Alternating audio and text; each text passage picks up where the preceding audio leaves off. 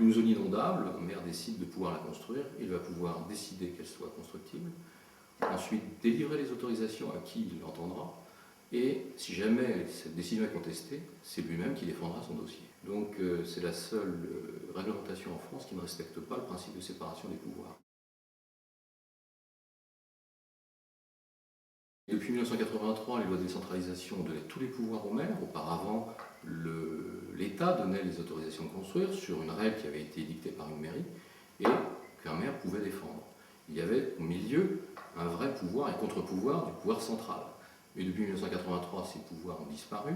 Les agents de l'État ont diminué de plus de la moitié et ne peuvent maintenant plus exercer qu'un contrôle a posteriori au moment de la délivrance et plus un contrôle a priori. Et il est très difficile à un préfet ou des services de la direction départementale de l'équipement de revenir en arrière sur un certain nombre de communes où les pressions foncières et immobilières sont considérables.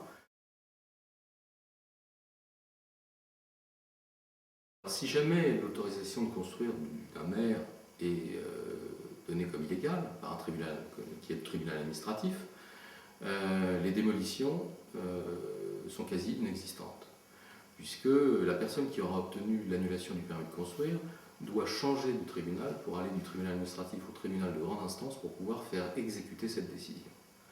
Donc aujourd'hui, sur 1% des décisions d'annulation des contentieux de permis de construire, il y a moins de 1% de démolition.